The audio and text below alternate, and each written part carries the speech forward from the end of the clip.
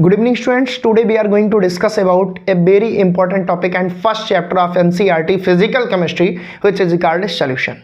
Before knowing about what is the actual meaning of solution, we must have knowledge about what is the actual syllabus of solution.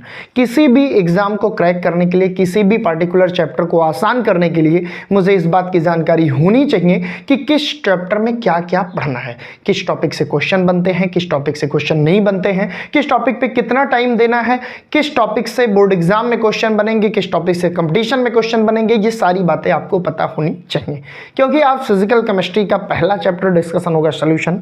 तो detail वे में इसको हम लोग पहले syllabus देखते हैं, उसके बाद एक एक पॉइंट का डिस्कशन करेंगे। आज फर्स्ट सेशन है, यकीन मानिए सेशन के एंड में आप बोलोगे सर चीज़ें बड़ी आसान थी। डरना बिल्कुल भी नहीं है। क्लास 11 से आप 12th में गए हो, ऐसे में बहुत ज़्यादा डर लगता है कि सर मैंने क्लास 11th में कुछ नहीं पढ़ा, क्या मैं 12th में बहुत अच्छा कर पाऊंगा कि नहीं। बिल्कुल करोगे बेटा, बस पूरी ईमानदारी के साथ लगे रहना। चलिए स्टार्ट करते हैं। चैप्टर का नाम है भाई सॉल्यूशन, जो कि बेहद इंपॉर्टेंट चैप्टर है। तो कुछ लोग इसको सॉल्यूशन बोलते हैं, जो भी बोलो उसमें कोई दिक्कत नहीं है। तो बेसिकली ये जो सॉल्यूशन चैप्टर है ये आपका फिजिकल केमिस्ट्री से लिया गया है। ये फिजिकल केमिस्ट्री का चैप्टर है, ये भी आपको जानना बेहद जरूरी है क्योंकि आगे चल के केमिस्ट्री नहीं रहती है, डिवाइड हो जाती है। ठीक है सर, अब हम बात करते हैं कि सॉल्यूशन चैप्टर में हमको क्या क्या पढ़ना होगा। तो चलिए डायरेक्ट आते हैं सिलेबस पर। ठीक है, तो यहाँ पे हम लिखते हैं भाई सिलेबस की बात करेंगे। ठीक, सिलेबस की अगर बात करें तो सबसे पहला टॉपिक है introduction.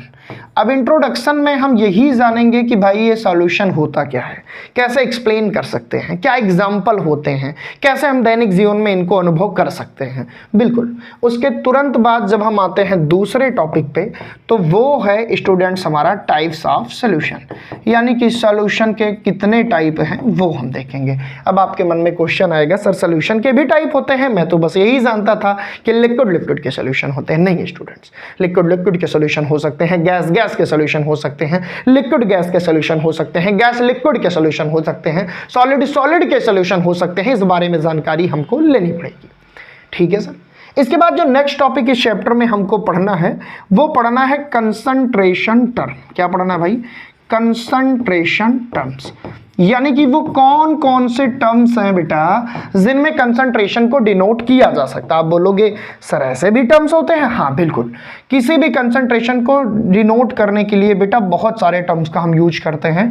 Basically molarity, normality, mole fraction, इन सब बातों से आप रूबरू हुए होंगे अगर आपने क्लास 11th का पहला chapter basic concept of chemistry पढ़ा होगा।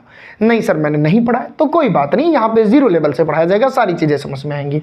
उसके अलावा percentage weight by wait, percentage weight by volume, percentage volume upon volume. हाँ बिल्कुल, ऐसे बहुत सारे टर्म्स हमको पढ़ने हैं जिनके डिफिनीशन, जिन पे न्यूमेरिकल्स, जिनके फार्मूले को हमको स्टडी करना होगा। ठीक है सर, उसके बाद अगर हम बात करें नेक्स्ट टॉपिक की तो हमारा 4 टॉपिक हो गया। 5वां टॉपिक है प्यारे बच्चों, देखिए हम आपको बता दें जो भी टॉपिक्स हैं उनका हम डिटेल स्टडी करेंगे। अभी बस मैं आपको एक ओवरव्यू दे रहा हूं। अगला टॉपिक है सॉल्युबिलिटी। क्या है भैया? सॉल्युबिलिटी, जहां पे हम ये देखेंगे कि जो टाइप्स ऑफ सॉल्यूशन हैं इनमें मेनली 3 टाइप के सॉल्यूशन होते हैं, एक सॉलिड का, एक लिक्विड का, एक गैस का। इन सब की सॉल्युबिलिटी के अबाउट हम पढ़ेंगे। यहाँ पे 2 इंपॉर्टेंट लॉ आपको पढ़ने को मिलेगा, अभी मैं जिक्र कर दे रहा हूँ, आगे उसका फिक्र भी हम लोग करने वाले हैं। सबसे पहला हम लोग देखेंगे बेटा राउल्स लॉ और हम लोग देखेंगे हेनरी लॉ। पहले ही सिलेबस में बता दे रहा हूं कि ट्रेन यहां थोड़ी देर के लिए रोक लीजिएगा, ये सब इंपॉर्टेंट है, ये भी इंपॉर्टेंट है न्यूमेरिकल प्रोस्पेक्टस से। तो ये भी आपको पता होना चाहिए कि कौन कौन से टॉपिक पे रुकना है, कौन से टॉपिक उतने ज़रूरी नहीं है। ठीक है, बात करें अगले टॉपिक की तो अगला आपको पढ़ना होगा ideal and non ideal, ideal and non ideal solution. बिल्कुल, इसके बारे में भी हम डिस्कस करेंगे कि भैया आइडियल सॉल्यूशन क्या होते हैं और नॉन आइडियल सॉल्यूशन क्या होते हैं। क्योंकि बहुत सारे बच्चे कहते हैं ये आइडियल स्टूडेंट है, भाई एकदम डिसिप्लिन्ड है, बहुत अच्छा है, बहुत वेल डिफाइंड रहता है, एकदम बहुत मेहनत करता है, टॉपर स्टूडेंट है, आइडियल कह सकते हैं। ऐसे ही बहुत सारे सॉल्यूशन हैं जो राउल्स लॉ को फॉलो करते हैं, वो आइडियल सॉल्यूशन है, जो नहीं करते वो नॉन आइडियल है। ये सारी बातें हम डिस्कस करेंगे। अभी घबराना मत कि सर ये तो हम सुने ही नहीं, आप पता नहीं क्या क्या पढ़ा दे रहे हैं, तो बिल्कुल परेशान मत हो ना, मैं क्या क्या नहीं पढ़ा रहा हूँ, मैं इंपॉर्टेंट चीज़ें पढ़ा रहा हूँ। इसके बाद जो सबसे इंपॉर्टेंट टॉपिक है कंपटीशन के लिए वो है बेटा कॉलीगेटिव प्रॉपर्टी, है ना, कॉलीगेटिव प्रॉपर्टी। चाहे कंपटीशन में आप हो चाहे बेटा बोर्ड के लिए पढ़ रहे हो, ये सारे बच्चों के लिए इंपॉर्टेंट है कॉलिगेटिव प्रॉपर्टी। यहाँ पे बेसिकली हम लोग 4 प्रॉपर्टी की स्टडी करते हैं। आइए देखते हैं वो चारों प्रॉपर्टी क्या है। रिलेटिव लोअरिंग वेपर प्रेशर, अब मैं पूरा तो नहीं लिखूंगा, बस मैं लिख दूंगा RLVP, relative lowering vapour pressure, यानी कि ये टॉपिक हमको पढ़ना होगा। उसके बाद क्या है बेटा, उसके बाद क्या है, उसके बाद है भैया एलिवेशन इन बॉइलिंग पॉइंट, जिसको हम शॉर्टकट में कहते हैं EVP, elevation in boiling point. ठीक है भैया, बहुत बढ़िया। तो पहला टॉपिक है रिलेटिव लोअरिंग वेपर प्रेशर, दूसरा है एलिवेशन इन बॉइलिंग पॉइंट, और तीसरा है प्यारे बच्चों डिप्रेशन इन फ्रीजिंग पॉइंट। क्या है, डिप्रेशन इन, है ना, डिप्रेशन इन फ्रीजिंग पॉइंट। ठीक है, और फिर है O यानी ऑस्मोसिस और ऑस्मोटिक प्रेशर। ये चारों कॉलिगेटिव प्रॉपर्टी हैं जिनके बारे में हम डिटेल स्टडी करेंगे। बेसिकली कॉलिगेटिव प्रॉपर्टी एग्जाम के पॉइंट ऑफ व्यू से सबसे इंपॉर्टेंट टॉपिक है, चाहे वो न्यूमेरिकली क्वेश्चन बने, चाहे थ्योरेटिकली बने, चाहे MCQs बने। तो मुझे लगता है कि इस टॉपिक को आपको डिटेल में पढ़ने की जरूरत होगी। चलिए नेक्स्ट टॉपिक पे चलते हैं जनाब। यहाँ पे 6 टॉपिक हमारे हो गए। 7वां टॉपिक है, हमने डिवाइड किया है अपने अप्रोच से कि ऐसे ऐसे आपको पढ़ना है। 7वां टॉपिक है प्यारे बच्चों एबनॉर्मल मोलल मास। एबनॉर्मल, एक मिनट रुकिएगा, एबनॉर्मल मोलल मास। ठीक है, इसकी भी डिटेल स्टडी हम करेंगे। इसके बाद जो लास्ट टॉपिक है ना, वो है वांट ऑफ फैक्टर। क्या है student, want of factor. Want of factor, want of coefficient सब इसी में पढ़ना है, इस बात से बिल्कुल निश्चिंत रहिएगा, कुछ भी छूटेगा नहीं। अब जहां पे आपको ऑस्मोसिस ऑस्मोटिक प्रेशर पढ़ाया जाएगा तो डिफ्यूजन की चर्चाएं होंगी, इस बात से बिल्कुल निश्चिंत रहिएगा कि सर इसका नाम आपने नहीं लिया। क्लियर है? तो ये प्यारे बच्चों हमारा सोल्यूशन का फर्स्ट चैप्टर का सिलेबस है, जिसको 1 by 1 हमको पढ़ना है, because today is first session of this year, of this session. तो चलिए सबसे पहला टॉपिक है सोल्यूशन, हम लोग डिस्कस कर लेते हैं। अच्छा, थोड़ा सा इसमें आपको पहले ही बता दूं, बाद की बात कुछ होती नहीं, कि इसमें कौन सा टॉपिक ज़्यादा इंपॉर्टेंट है। MCQs जो बनते हैं बेटा वो इस टॉपिक से बनते हैं। MCQs जो बनेंगे, है ना, वो इस टॉपिक से बनते हैं। कंसंट्रेशन टर्म से भाई MCQs भी बनते हैं, न्यूमेरिकल भी आता है, इसलिए हिंट कर दे रहा हूं, ध्यान रखिएगा। सॉल्वेबिलिटी जो टॉपिक है ये कॉन्सेप्ट की बात करता है, इसको डिटेल में थोड़ा डीप में जब समझोगे तो बड़े बेहतरीन क्वेश्चन यहां से बनेंगे। Ideal non ideal solution important है भाई, कॉलिगेटिव ये सबसे इंपॉर्टेंट है, कॉलिगेटिव प्रॉपर्टी ये सबसे इंपॉर्टेंट है मेरे अकॉर्डिंग इस चैप्टर से। इसके बाद यहाँ से भी क्वेश्चन बनते हैं, यहाँ से भी न्यूमेरिकल बनते हैं और थ्योरेटिकल भी पूछते हैं, लेकिन जो सबसे इंपॉर्टेंट है मेरे पॉइंट ऑफ व्यू से वो है कॉलिगेटिव प्रॉपर्टी। और बिना कंसंट्रेशन टर्म्स के बेटा ये चैप्टर तुम पढ़ ही नहीं सकते, तो इसको तो पढ़ना ही पढ़ना है, इस बात में कोई दो राय नहीं होगी। चलिए स्टार्ट करते हैं पहला टॉपिक कि what is the actual meaning of solution, आखिर ये सॉल्यूशन होता क्या है। चलिए हेडिंग लगाइए मेरे साथ, सॉल्यूशन क्या। चैप्टर का नाम है सॉल्यूशन, तो सबसे पहले ये जानना जरूरी होगा कि ये सॉल्यूशन होता क्या है। चैप्टर का भी नाम है और पहले टॉपिक का नाम है, तो आइए डिस्कस करते हैं स्टूडेंट्स क्या होता है सॉल्यूशन। सबसे पहले हेडिंग लगाइए सॉल्यूशन। एक बात और बता दूं स्टूडेंट्स, हम लोग पहले से पीपीटी बना के नहीं लाएंगे। रीज़न ये है स्टूडेंट्स, अगर हम लिखा लिखाया मैटर पहले से लाएंगे तो फिर हम आपको दे क्या रहे हैं भाई, आपको तो बस बता दे रहे हैं ऐसे ऐसे होता आप कर लोगे। तो हम हैंड रिटन नोट्स देंगे आपको, हम साथ में लिखेंगे जिससे आपके मन में भी क्रिएटिविटी आए कि कैसे सर ने ईजी शब्दों का प्रयोग करके और डेफिनेशन लिख दी, ऐसे ही आप अपनी कॉपी में लिखेंगे, क्योंकि एजुकेशन एक लर्निंग प्रोसेस है बेटा। ऐसा नहीं कि हम आपको दे दिए, हम लिख कर लाए और आपको दे दिया, ऐसे करेंगे तो ऐसे तो गूगल पे बहुत सारे मटेरियल हैं। हम कोशिश करेंगे ज़्यादा से ज़्यादा कंटेंट बोर्ड पे लिखें, जिससे आप भी लिखने की हैबिट जनरेट करें, कैसे सोचते हैं, कैसे डेफिनेशन बनाते हैं, इन चीज़ों पे प्रैक्टिस करें। तो सबसे पहले हम देखते हैं कि भाई ये सॉल्यूशन होता क्या है। ठीक है, पहला टॉपिक है। तो स्टूडेंट सबसे पहले हम अगर इसकी डेफिनेशन लिखना चाहें तो डेफिनेशन सिंपली लिख दे रहा हूँ, फिर मैं एक्सप्लेन करता हूँ कि एक्चुअल में ये डेफिनेशन क्या बोलती है। डेफिनेशन है homogeneous mixture of two or more substance, homogeneous mixture of two or more than two substance, two or more than two substance or component, two substance या components हम बोल सकते हैं are called solution। ठीक है, यहाँ पे हमने डिफिनीशन लिख दी। अब इस डिफिनीशन का यूज करके बहुत सारे एग्जाम्पल देते हैं जो डेली लाइफ में यूज होते हैं और वहाँ से हम फाइंड आउट करेंगे कि एक्चुअल में सोल्यूशन क्या होता है। जब भी हम बात करेंगे सोल्यूशन की तो आपके दिमाग में एक चीज़ डाल दे रहा हूँ, जो मिक्सचर होगा स्टूडेंट्स वो होगा होमोजीनियस। ये याद रखिएगा, जो भी मिक्सचर होगा वो होमोजीनियस होगा, डेट मीन्स हेट्रोजीनियस मिक्सचर नहीं होगा। Because you all of know very well about mixture. Mixture are basically two type. Mixture students हमारे दो टाइप के होते हैं, 1 मिनट में टाइम लेना चाहूँगा इन चीज़ों को समझाने के लिए। एक होता है होमोजीनियस स्टूडेंट्स, एक होता है होमोजीनियस और एक होता है हेट्रोजीनियस। अब हेट्रोजीनियस मिक्सचर तो कोई भी बना सकता है भाई, कि दो ऐसी चीज़ें मिलाओ जो एक दूसरे में सॉल्युबल ना हो और जिनको देखकर बता दो, जिनकी फेज सेम ना हो, जिनमें एक ही लेयर में सब कुछ ना हो, जिनको देख के विजुलाइज करके बता दोगे ये तो भाई हेट्रोजीनियस मिक्सचर है। लेकिन प्यारे बच्चों, होमोजीनियस, होमो का मतलब क्या होता है? होमो का मतलब होता है सेम और जीनियस का मतलब होता है बेटा फेज। यानी कि जब दो या दो से अधिक कंपोनेंट्स, 2 और मोर देन 2 कंपोनेंट्स जब मिक्स हो जाएं और after the mixing it can not be differentiate by any physical process, इनको हम किसी भी फिजिकल प्रोसेस द्वारा डिफरेंशिएट ना कर पाएं, जिनकी फेज हमको एक नजर आए, जिनको देखें तो लेयर कई ना नजर आए, हमको लगे कि सब एक ही जैसे हैं, यूनिफॉर्मली डिस्ट्रीब्यूशन हो, तो ऐसे टाइप के मिक्सचर को हम बोलते हैं होमोजीनियस मिक्सचर। यहाँ पे अगर हम एक वर्ड और यूज करें तो वो वर्ड है यूनिफॉर्म, है ना, यूनिफॉर्म, है ना बेटा।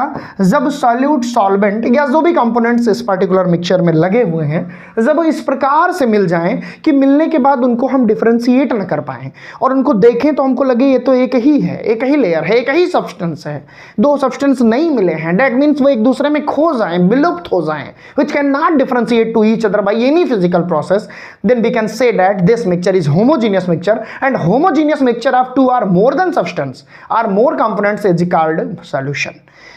दो या दो से अधिक होमोजीनियस मिक्सचर, दो या दो से अधिक कंपोनेंट से जो बना है उसे हम सोल्यूशन कह सकते हैं। बहुत सिंपलेस्ट डेफिनेशन बता रहा हूँ, होमोजीनियस मिक्सचर ऑफ 2 और more than 2 substance are called solution.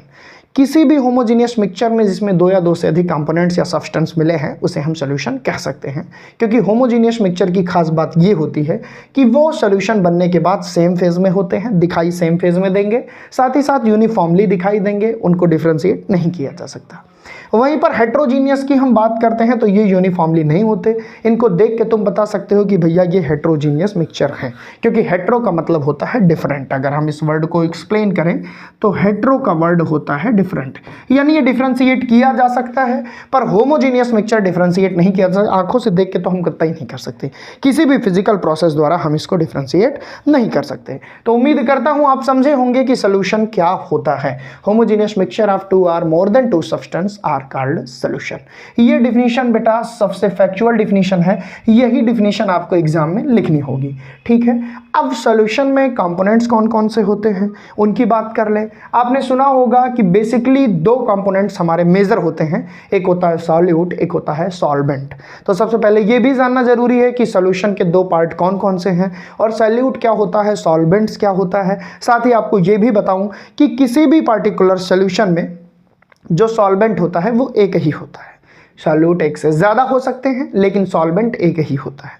अच्छा सर ये बताइए फिर सॉल्यूशन और मिक्सचर में क्या डिफरेंस है? बेटा मिक्सचर दो प्रकार के हो सकते हैं, मैंने अभी अभी डिस्कस किया, होमोजीनियस, हेट्रोजीनियस, लेकिन सॉल्यूशन होमोजीनियस मिक्सचर को ही कहते हैं। दैट मीन्स यहाँ से हम अगर एक स्टार वाले पॉइंट पे निष्कर्ष तक पहुँचे जो कि स्टेटमेंट बन के कॉम्पिटिटिव क्वेश्चन बन सकते हैं कि every mixture is not solution but every solution is a mixture. क्योंकि हर सोल्यूशन होमोजीनियस मिक्सचर है तो मिक्सचर ही, तो बेटा हर सोल्यूशन मिक्सचर का पार्ट है लेकिन हर मिक्सचर सोल्यूशन नहीं हो सकता। बहुत बढ़िया बात आपने बोली सर। तो हम यहाँ पे क्या लिख सकते हैं भैया, हम एक नया टर्म खुद से कंक्लूड करके बना रहे हैं, इसीलिए मैंने पीपीटी नहीं लिखी बेटा, जो मैं बता रहा हूँ खुद से सोच सोच के, जिससे आपको भी क्रिएटिविटी जनरेट हो। हम यहाँ पे लिख सकते हैं कि एवरी सोल्यूशन इज मिक्सचर। भैया हर सोल्यूशन मिक्सचर है, क्योंकि होमोजेनियस मिक्सचर ही सोल्यूशन है। तो सोल्यूशन क्या है, होमोजेनियस मिक्सचर। और मिक्सचर दो टाइप के होते हैं, बट नॉट एवरी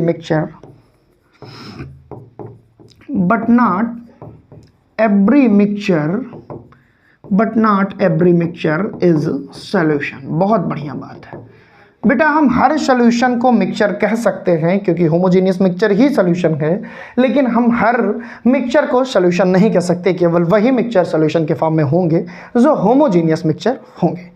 उम्मीद करता हूँ समझे होंगे सॉल्यूशन क्या होता है, मिक्सचर क्या होते हैं, होमोजेनियस मिक्सचर क्या है, हेट्रोजीनियस मिक्सचर क्या है। ये सब बेसिक चीज़ें हैं। अगर सॉल्यूशन चैप्टर को समझना है तो इन सारी बातों को जानकारी आपको होनी चाहिए। अब हम बात करते हैं इनके कंपोनेंट्स की, इनके मेजर कंपोनेंट्स की, इनके मेजर पार्ट की। तो चलिए पेज नंबर 2 पे चलते हैं जिससे चीज़ें और ज़्यादा विजुअलाइज हो पाएँ। जब हम बात करते हैं पार्टिकुलर एक सॉल्यूशन की कि सर इसमें कितने कंपोनेंट्स हो सकते हैं, तो मेजर में हमारे 2 ही हो सकते हैं। सबसे पहला हम बात करें तो होता है प्यारे बच्चों सॉल्यूट, और जो दूसरा है वो होता है सॉल्वेंट्स। क्या होता है? सॉल्वेंट्स। अब थोड़ा ध्यान से देखिएगा कितनी आसानी से इनको समझते हैं। प्यारे बच्चों जो सॉल्वेंट होता है ये 2 पार्ट हमारे हो सकते हैं। जो सॉल्वेंट्स होता है ये एक ही होता है। डैट मीन्स किसी भी सॉल्यूशन में सॉल्वेंट एक से ज़्यादा नहीं हो सकता, लेकिन सॉल्यूट एक से ज़्यादा हो सकता है। आप बोलोगे सर ये एक्चुअल में सॉल्वेंट होता क्या है और ये सॉल्यूट क्या होता है? किसी सॉल्यूशन में जिनका अमाउंट ज़्यादा हो वो होते हैं सॉल्वेंट। हम ऐसे कह सकते हैं एक्सेस अमाउंट। बेटा एक्सेस अमाउंट, जिनका अमाउंट ज़्यादा हो उसे हम बोलते हैं सॉल्वेंट। यानी कि जिसमें किसी चीज़ को घोला जाए वो सॉल्वेंट है, और जिसको किसी चीज़ में घोला जाए वो सॉल्यूट है, जिसका अमाउंट कम होता है ना। हम क्या लिख सकते हैं? यहाँ लिख दिए एक्सेस, यहाँ लिख दिए है ना मिनिमाइज या मिनिमम अमाउंट। बस ये समझने के लिए बातें लिखी जा रही हैं, ऐसा नहीं है कि यहीं पे ख़त्म है। तो सॉल्वेंट एक से ज़्यादा किसी सॉल्यूशन में नहीं हो सकते हैं, लेकिन सॉल्यूट एक से ज़्यादा हो सकते हैं। May be more than one, ये स्टूडेंट्स एक से ज़्यादा हो सकते हैं। तो सॉल्यूशन में सॉल्वेंट क्या है? जिसका अमाउंट ज़्यादा हो वो सॉल्वेंट है, जिसका अमाउंट कम हो वो सॉल्यूट है। सॉल्यूट एक से ज़्यादा भी हो सकते हैं, बट सॉल्वेंट हमेशा एक ही होते हैं किसी पार्टिकुलर सॉल्यूशन में। अगर किसी सॉल्यूशन में एक सॉल्यूट एक सॉल्वेंट है तो वो सॉल्यूशन हमारा बाइनरी सॉल्यूशन कहलाता है। मैंने क्या बोला कि अगर किसी सॉल्यूशन में, थोड़ा सा डिस्कस करने दो, सॉल्यूट और सॉल्वेंट से मिलकर एक सॉल्यूशन बनता है। बेटा अगर किसी सॉल्यूशन में सॉल्यूट का जो अमाउंट है वो एक ही हो, एक ही टाइप के सॉल्यूट हो और एक ही टाइप के सॉल्वेंट हो, तो ऐसे सॉल्यूशन को हम बोलते हैं बाइनरी सॉल्यूशन। क्या बोलते हैं स्टूडेंट्स? Binary solution. ठीक है। अगर सॉल्यूट एक से ज़्यादा हो लेकिन सॉल्वेंट तो एक ही रहेगा तो हम उसे बोलेंगे टर्सरी सॉल्यूशन। क्या बोलेंगे भाई? Tertiary solution. अगर वहीं पे सॉल्यूट एक से ज़्यादा यानी 3 हो, सॉल्वेंट तो एक ही रहेगा, तो इसे बोलेंगे प्यारे बच्चों क्वार्टनरी सॉल्यूशन। तो ये सारी बातें आपको पता होनी चाहिए। जैसा कि मैंने आपको बताया कि किसी भी पार्टिकुलर सॉल्यूशन में सॉल्वेंट एक से ज़्यादा नहीं हो सकता। अब आप बोलोगे सर आपने इतनी सारी बात बताई लेकिन एक भी एग्जाम्पल नहीं दिया जिससे हम चीज़ों को विजुअलाइज कर पाएँ। बिल्कुल, अब हम एग्जाम्पल पे ही चलते हैं और बताते हैं कैसे आप समझ सकते हैं कि सॉल्यूशन क्या है, सॉल्वेंट क्या है और सॉल्यूट क्या है। बेटा अगर हम सॉल्यूट को लिखना चाहें तो हम ऐसे भी लिख सकते हैं कि क्या लिख सकते हैं भैया? स्मॉल अमाउंट, ये ग्रेटर अमाउंट। सॉल्वेंट हमेशा हमारा, मैं अगर दूसरे कलर से इसको लिखना चाहूँगा तो जो सॉल्वेंट होता है ये हमेशा हमारा ग्रेटर अमाउंट में होगा। ठीक है, ग्रेटर अमाउंट में होगा। जो सॉल्यूट होगा प्यारे बच्चों वो हमेशा स्मॉल अमाउंट में होगा। अब कुछ लोग कहेंगे सर इसका कोई ट्रिक बता दीजिए जिससे हम कभी ना भूलें कि सॉल्वेंट और सॉल्यूट में कौन ज़्यादा मात्रा में होता है। तो बेटा सॉल्वेंट की अगर स्पेलिंग पे फोकस करोगे, बहुत बेहतरीन ट्रिक है ये। सॉल्वेंट की स्पेलिंग में 1 लीटर, 2 लीटर, 3 लीटर, 4, 5, 6, 7 हैं। एस को हटा दो, फिर भी ये 7 लीटर कंटेन करते हैं, ज़्यादा है। सॉल्यूट 1, 2, 3, 4, 5, 6 ये 6 लीटर कंटेन करते हैं। जिसमें लीटर ज़्यादा हो बेटा उसका अमाउंट ज़्यादा होगा। डैट मीन्स सॉल्वेंट का अमाउंट ज़्यादा होगा। और सॉल्यूट में 6 लीटर है, इसका अमाउंट कम होगा। तो ये ट्रिक से हम याद कर सकते हैं कि किसका अमाउंट ज़्यादा है उसका नाम क्या है, जिसका अमाउंट कम है उसका नाम क्या है। तो बेसिकली एक पार्टिकुलर सॉल्यूशन 2 कंपोनेंट से मेनली बनता है, मेजर कंपोनेंट जिनको बोलते हैं सॉल्यूट्स और सॉल्वेंट। जिनका अमाउंट कम है वो सॉल्यूट है, जिनका अमाउंट ज़्यादा है वो सॉल्वेंट है। सॉल्वेंट एक से ज़्यादा नहीं होते किसी सॉल्यूशन में, लेकिन सॉल्यूट एक से ज़्यादा हो सकते हैं। इन बातों पे हमने चर्चाएं कर ली। Now we are going to discuss about example of solution, जिससे चीज़ें आपको और बेहतर विजुअलाइज हो जाएं। चलिए, हमने जाना कि सॉल्यूशन क्या होता है, होमोजीनियस मिक्सचर, हमने जाना कि इनके कंपोनेंट्स कौन कौन से होते हैं। अब हम चलते हैं एग्जाम्पल पे, जहाँ से चीज़ें आपको और ज़्यादा क्लियरिफाई हो पाए। चलिए भैया डिस्कस कर लेते हैं। स्टूडेंट, जब हम बात करते हैं एग्जाम्पल की, लेट अस सी, अगर हमारे पास क्या है, शुगर है और वाटर है। शुगर और वाटर का सॉल्यूशन आप सभी गर्मियों के दिन में शरबत पीते होंगे, गर्मियों के दिन में आप नींबू पानी बनाते होंगे। तो ये जो सॉल्यूशन, ये जो हमारा मिक्सचर है, ये एक होमोजीनियस मिक्सचर बनाता है। ओवरऑल ये एक सॉल्यूशन है जिसको आप सभी जानते हैं। तो अगर हम इसको पार्टिकुलर स्टडी करना चाहें इन फॉर्म ऑफ सॉल्यूशन, तो बेसिकली मैंने आपको ये तो बता ही दिया कि पानी और चीनी, वाटर एंड शुगर का जो मिक्सचर है वो एक सॉल्यूशन के फॉर्म में होता है। डैट मीन्स ये होमोजीनियस मिक्सचर है, क्योंकि जब वाटर और शुगर मिल जाते हैं, आप अपने घर में भी ऐसा प्रयोग कर सकते हैं, जब वाटर और शुगर को प्यारे बच्चों मिला देंगे तो जब वो शरबत के फॉर्म में बन जाएगा जिसको हम पीते हैं, तो हम वहाँ से फिर चीनी और पानी के बीच में अंतर नहीं कर सकते। हम विजुअलाइज नहीं कर सकते कि ये डिफरेंट फेज में है। हमको ऐसा लगेगा शरबत को देख के ये तो होमोजीनियस फेज है, ये तो एक ही फेज में है, एक ही लेयर में है, उसमें बार बार लेयर नहीं बनेगी, which can not differentiate by each other by any physical process. That means ये एक होमोजीनियस मिक्सचर बना लेंगे। और प्यारे बच्चों, एक ऐसा मिक्सचर जिसमें सॉल्यूट और सॉल्वेंट इस कदर मिल जाएं which can not differentiate to each other, जिनको हम बार बार डिफरेंशिएट ना कर पाएं, इस तरह से डिजॉल्व हो जाएं कि जिसको हम पता ही ना कर पाएं कि इसमें 2 चीज़ें मिली हैं। ऐसा देख के लगे कि यार ये तो पानी जैसा लग रहा है, लिक्विड जैसा लग रहा है, यानी एक फेज को जब ग्रहण कर ले, ऐसे टाइप के मिक्सचर को होमोजीनियस मिक्सचर कहते हैं। और चीनी पानी जब मिलता है, अब इसमें चीनी भी है, पानी भी है, लेकिन प्यारे बच्चों जब इसे हम शरबत के फॉर्म में इसको घोल लेते हैं, डिजॉल्व कर लेते हैं, तो आप नहीं जान पाओगे कि इसमें चीनी कहाँ है, पानी कहाँ है। सेम फेज आपको नज़र आएगी। ये कैसे नज़र आएगी? ये नज़र आएगी आपको सेम फेज। और बेटा यही सेम फेज बया कर रहे हैं कि ये जो मिक्सचर होगा ये होमोजीनियस होगा, और होमोजीनियस मिक्सचर ही हमारा सॉल्यूशन होता है। तो उम्मीद करता हूं कि आप समझे होंगे एक ऐसा मिक्सचर जिनमें डिजॉल्व हो जाने के बाद फिर हम उनको डिफ्रेंशिएट ना कर पाएं, सेम फेज नजर आए, सिंगल फेज नजर आए, which can not differentiate to each other, which is called solution. ये वाटर और शुगर का सॉल्यूशन है। ये किसका सॉल्यूशन है? ये सॉल्यूशन है वाटर और शुगर का। लेकिन याद रखिएगा, वाटर और शुगर अगर कंप्लीटली डिजॉल्व नहीं है, हम फिल्टर कर सकते हैं, हम पहचान सकते हैं चीनी है पानी अलग कर सकते हैं, तो वो सॉल्यूशन नहीं माना जाएगा। ठीक है सर। अब इसमें बेटा अगर हम बात करें तो जो हमारा शुगर है उसका अमाउंट कम होता है तो उसे हम कहेंगे सॉल्यूट, और जो हमारा वाटर है इसका अमाउंट स्मॉल ग्रेटर होता है, इसलिए इसको हम बोलेंगे सॉल्वेंट। अब मेरी बात को समझो, तुम नींबू चीनी पानी बनाते हो तो जरूरी नहीं है कि तुम उसमें शुगर ही डालो, तुम उसमें साल्ट भी डाल सकते हो। तो चलो मान लो कि इसी सॉल्यूशन में हमने साल्ट भी डाल दिया, तो ये साल्ट क्या होगा बेटा? ये सॉल्ट भी सॉल्यूट होगा। इसमें 2 सॉल्यूट यूज हुए, 1 सॉल्वेंट यूज हुआ।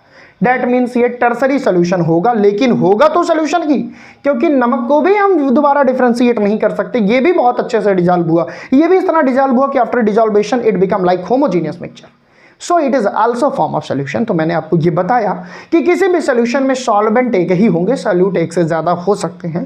जैसे यहाँ पे शुगर सॉल्यूट है, साल्ट सॉल्यूट है, क्योंकि इन दोनों का अमाउंट कम है, लेकिन वाटर सॉल्वेंट है जिसका अमाउंट ज़्यादा है।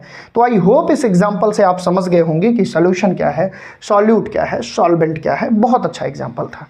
इसी तरह अगर हम आपसे एग्जाम्पल दें वाटर और एल्कोहल का, वाटर और एल्कोहल में आप बोलोगे सर यहाँ सॉल्वेंट कौन होगा? बेटा जिसका अमाउंट ज़्यादा होगा और जिसका कंसंट्रेशन कम हो। जिसका अमाउंट ज़्यादा हो वो सॉल्वेंट हमेशा होगा, ये बात मैंने आपको बताई। अगर अल्कोहल का अमाउंट ज़्यादा है, पानी का अमाउंट कम है, तो यहाँ पे अल्कोहल सॉल्वेंट होगा। ठीक है, समझ गए मेरी बात को? हाँ सर समझ गए। तो बहुत सिंपल सी बात है, इसमें कोई बहुत बड़ा रॉकेट साइंस नहीं है। जानने वाली चीज़ें बस 3 चीज़ें थी। सबसे पहले हम रिवीजन करा दें, क्योंकि चैप्टर का पहला टॉपिक है, अगर ये नहीं समझ में आया तो आपका कॉन्फिडेंस लूज हो जाएगा बेटा, और मैं नहीं चाहता आपका कॉन्फिडेंस लूज रहे। सोल्यूशन क्या है? होमोजीनियस मिक्सचर ऑफ 2 और more than 2 substance are called solution. Homogeneous mixture हमेशा याद रखना। अब क्योंकि मिक्सचर 2 टाइप के होते हैं, होमोजीनियस हेटेरोजीनियस। होमोजीनियस मिक्सचर ही सोल्यूशन, इसका मतलब every solution is a mixture but not every mixture is a solution. Clear है? ये सारी चीज़ें क्लियर होंगी, मुझे नहीं लगता दोबारा आपको जानने की जरूरत है। नोट्स आप बेटा पहले ही बता दे रहा हूँ, खुद बनाते रहना, वो अलग बात है हम लोग प्रोवाइड करें, क्योंकि हम लोग कभी भी नहीं चाहते कि आप आश्रित हो। हम चाहते हैं आपके अंदर क्रिएटिविटी आए। एजुकेशन एक लर्निंग प्रोसेस है बेटा, अगर सारी चीज़ें सीख के पढ़ोगे तो बहुत अच्छे नंबर पाओगे, क्योंकि लास्ट टाइम पे फिर आप नोट्स के लिए किसी से ये नहीं कहोगे सर प्लीज़ नोट्स दे दीजिए, ये दे दीजिए। ईमानदारी के साथ आप पढ़ाई करोगे। चलिए अब हम बात करते हैं टाइप्स ऑफ सोल्यूशन की। किसकी बात करते हैं? टाइप्स ऑफ सोल्यूशन की। तो चलिए लिखते हैं जनाब, टाइप्स ऑफ सोल्यूशन। सोल्यूशन आपने जान लिया, आपने ये भी जान लिया कौन कौन से कंपोनेंट्स होते हैं। अब हम आते हैं टाइप्स ऑफ सोल्यूशन पे। स्टूडेंट्स जब हम आते हैं टाइप्स ऑफ सोल्यूशन पे तो हमको एक टेबल की ज़रूरत पड़ती है। किसकी ज़रूरत पड़ती है बेटा? एक टेबल की ज़रूरत पड़ती है। आइए हम कोशिश करेंगे हाथ से ही बनाएं, जिससे आपके मन में भी आलस ना आए और हमारे मन में भी आलस ना आए। बेसिकली जो सोल्यूशन मेजर होते हैं वो 3 टाइप के होते हैं, मैं लिख दे रहे हैं। सबसे पहले हम लिख देते हैं गैसियस सोल्यूशन। सबसे पहले हम क्या लिखते हैं? Gaseous solution. यहाँ पे हम लिखते हैं बेटा गैसियस सोल्यूशन। फिर हम लिखते हैं लिक्विड सोल्यूशन, जिससे आप भी लिख सकिए, तब जाके चीज़ें बहुत ज़्यादा इंटरेस्टिंग होंगी। और उसके बाद प्यारे बच्चों यहाँ पे जो लास्ट है हम लिखते हैं सॉलिड सोल्यूशन। और आप ये भी जानोगे कि सोल्यूशन सॉलिड फॉर्म में भी होता है, क्योंकि अभी तक आपके दिमाग में बस यही है कि सोल्यूशन तो भाई लिक्विड लिक्विड का होता है, लेकिन नहीं, ऐसा नहीं है, और भी सोल्यूशन हो सकते हैं। रुको बेटा, ये लाइन थोड़ा हम पटरी का प्रयोग करके खींचें, जिससे हमारी चीज़ें थोड़ा और बढ़िया हो जाएं। 1 मिनट बेटा, 1 मिनट, ठीक। चलिए तो इस लाइन को थोड़ा हम बढ़िया खींचते हैं, जिससे आप लोगों को विजिबिलिटी बढ़िया रहे। तो बेसिकली सोल्यूशन 3 टाइप के होते हैं, ये मैंने आपको बता दिया। चलिए ठीक है। अब बेटा हम करते क्या है, यहाँ पे भी हम लाइनिंग खींच लेते हैं। कोशिश करिए पटरी का यूज़ आप करिएगा, स्केल का यूज़ आप करिएगा। हम इसलिए खुद ही खींच ले रहे हैं जिससे आपको पता चले कैसे कैसे लिखना है। क्रिएटिविटी आपको पता होनी चाहिए, ठीक है। अब प्यारे बच्चों हम करते क्या हैं, यहाँ पे हम फर्दर इसको 3 कॉलम में डिवाइड करते हैं। यहाँ पे हम लिखेंगे क्या? सॉल्यूट। यहाँ पे हम लिखेंगे सॉल्वेंट, और यहाँ पे हम लिखेंगे प्यारे बच्चों एग्जाम्पल, जिससे आपको पता चले कि डेली लाइफ में हम कहाँ किस प्रकार के सॉल्यूशन का यूज करते हैं। तो चलिए स्टूडेंट्स अब हम करते हैं शुरू। जैसा कि हम गैसियस सॉल्यूशन की बात कर रहे हैं, तो गैसियस सॉल्यूशन में जो सॉल्वेंट है वो गैस ही रहेगा, ठीक है। तो हम सबसे पहले क्या लिख लेते हैं? सॉल्वेंट सबका लिख लेते हैं। जिस सॉल्यूशन का जो नाम है उसमें सॉल्वेंट उसी का रहेगा, यानी अगर गैसियस सॉल्यूशन है तो सॉल्वेंट क्या होगा? सब में गैस ही होगा। तो हम 3 बार लिख लेते हैं, क्योंकि 3-3 एक में 3-3 देखेंगे। लिक्विड सॉल्यूशन है तो यहाँ सॉल्वेंट 100% श्योर है कि लिक्विड ही होगा, ठीक है। 100% श्योर डेट है बेटा कि लिक्विड ही होगा। मैं आपको लिखना भी सिखा रहा हूँ कि मान लो चार्ट आ गया, मान लो एग्जाम में आ गया क्लासिफिकेशन, तो वो भी लिखिए। सॉलिड सॉल्यूशन है तो सॉल्वेंट जो होगा वो हमेशा सॉलिड ही होगा। किसी भी सॉल्यूशन में जो ज़्यादा अमाउंट में दिखेगा उस सॉल्यूशन को उसी नाम से जानते हैं, और ज़्यादा अमाउंट में जो दिखता है प्यारे बच्चों वही होता है सॉल्वेंट, ठीक है। एक लाइन यहाँ खींच दे रहे हैं, बिल्कुल सर। अब प्यारे बच्चों सॉल्यूट में हम बारी बारी बदल बदल के लेंगे, एक बार हम सॉलिड लेंगे, एक बार लिक्विड लेंगे, एक बार गैस लेंगे। सबसे पहले हम गैस लेते हैं। सबसे पहले हम यहाँ पे क्या लेते हैं? गैस लेते हैं। तो गैस का सॉल्यूशन। फिर हम यहाँ लिक्विड लेते हैं, बदल बदल के लेना है, मैंने आपको बताया। फिर हम यहाँ प्यारे बच्चों सॉलिड लेते हैं। पहले हम लिख लेते हैं जिससे चीज़ें बड़ी इंटरेस्टिंग हो जाए। अब सेम चीज़ यहाँ भी करनी है, पहले हम गैस लेते हैं, फिर हम लिक्विड लेते हैं, और फिर हम सॉलिड लेते हैं। हमको सब में सबका सॉल्यूशन पढ़ना है। फिर यहाँ पे हम सेम चीज़ गैस लेते हैं, लिक्विड लेते हैं, और बेटा सॉलिड लेते हैं। अब देखिए सॉलिड का सॉल्यूशन, लिक्विड सॉलिड का सॉल्यूशन, गैस सॉलिड का सॉल्यूशन, सॉलिड लिक्विड का सॉल्यूशन, लिक्विड लिक्विड का सॉल्यूशन, गैस लिक्विड का सॉल्यूशन। अगर आपको समझना है तो मैं आपको बस इतना समझा दूं कि मेजरली सॉल्यूशन 3 टाइप के होते हैं। Solid solution, liquid solution, gaseous solution. जिनमें सॉल्वेंट गैस हो उसे गैसियस सॉल्यूशन कहेंगे, जिसमें सॉल्वेंट लिक्विड हो उसे लिक्विड सॉल्यूशन कहेंगे, जिसमें सॉल्वेंट सॉलिड हो उसे सॉलिड सॉल्यूशन कहेंगे। अब सॉलिड में सॉलिड भी घुल सकता है, लिक्विड भी घुल सकता है, गैस भी घुल सकता है। इसके बेसिस पे बेटा टोटल 9 प्रकार के सॉल्यूशन होते हैं, टोटल 9 टाइप्स के सॉल्यूशन होते हैं। आइए उस एग्जांपल को देखते हैं। ये चार्ट आप बना सकते हो, गैस, लिक्विड, सॉलिड। फिर यहाँ पे सॉल्वेंट में गैस है तो गैस गैस लेना, लिक्विड लिक्विड लेना, सॉलिड सॉलिड लेना। फिर इसमें चेंज करते रहना, gas liquid solid, gas liquid solid, gas liquid solid. आइए डिस्कस करते हैं। सबसे पहला एग्जांपल सर गैस गैस का एग्जांपल। बेटा ऑक्सीजन गैस को हाइड्रोजन में घोल दो तो O2 प्लस H2, ये सबसे बेस्ट एग्जांपल है गैस गैस का सॉल्यूशन। आप देखते होंगे एनवायरनमेंट में बहुत सारी गैसों का मिक्सचर है जो कि सॉल्यूशन के फॉर्म में है। तो भैया O2 और N2 हमारा क्या है, गैस गैस का सॉल्यूशन। वहीं पर हम बात करें कि किसी गैस में लिक्विड का सॉल्यूशन कैसे होगा, किसी वेपर में वाटर डाल दो तो वाटर वेपर बेटा बहुत अच्छा एग्जांपल है। वाटर वेपर बहुत अच्छा एग्जांपल है बेटा किसका, लिक्विड का सॉल्यूशन। लिक्विड किसी गैस में घोल दी जाए, याद रखना गैसियस सॉल्यूशन की बात हो रही है, यानी वेपर यहाँ पे गैस है, वेपर जान ही रहे हो, उसमें कोई लिक्विड डाला जाए, वाटर डाला जाए तो वाटर वेपर का जो सॉल्यूशन है प्यारे बच्चों वो हमारा क्या है, वो हमारा सॉल्यूशन है लिक्विड इन गैस का, लिक्विड इन गैस का। अब सॉलिड इन गैस, किसी गैसियस सॉल्वेंट में सॉलिड डाला जाए, इसका एग्जांपल एनवायरनमेंट में बहुत सारी गैस है। कैम्फर हमारा कपूर जिसको आप जानते हो वो जलता है ना, हाँ, तो भैया कैम्फर इन N2 ये बहुत अच्छा एग्जांपल है, NCERT में आपके दिया हुआ है। कपूर हमारा नाइट्रोजन गैस में बहुत अच्छा घुलता है, ठीक है। उसके बाद बच्चों हम बात करते हैं कि सॉल्वेंट सब में लिक्विड हो। अब गैस को हम लिक्विड में घोलना है। गैस को लिक्विड में घोलने के लिए बेटा हम ऑक्सीजन को वाटर में घोलते हैं। मछलियां आपको पता है पानी में घुली हुई ऑक्सीजन लेती हैं। तो O2 इन वाटर, वाटर क्या है, सॉल्वेंट है, O2 क्या है, गैस है, तो गैस इन लिक्विड। अब लिक्विड इन लिक्विड तो बहुत आसान है भाई, शुगर वाटर, शुगर वाटर है ना, शुगर शुगर सॉलिड हो जाएगा। एल्कोहल एंड वाटर इसमें ले लेते हैं, एल्कोहल वाटर में सॉल्युबल है, तो बेटा हम क्या ले लेते हैं, लिक्विड। लिक्विड में दोनों लिक्विड होने चाहिए, तो प्यारे बच्चों एल्कोहल हमारा लिक्विड है और वाटर भी हमारा लिक्विड है, तो ये एग्जांपल इसमें आ गया। बात करते हैं सॉलिड इन लिक्विड, तो बेटा सॉलिड होता है शुगर और लिक्विड होता है वाटर और पानी और चीनी का घोल बनता है, ये जग जाहिर है, सब लोग पीते भी हैं। हाँ सर, किसी गैस को सॉलिड में सर कैसे घोलते हैं, इसका थोड़ा बताइए। बेटा हाइड्रोजन गैस को प्लेटिनम की मेटल में घोलते हैं, कुछ एग्जांपल आपको मिलेंगे केमिस्ट्री में, तो हम क्या लिख सकते हैं, H2 इन PD, प्लेटिनम मेटल में हाइड्रोजन गैस डिसॉल्व करते हैं।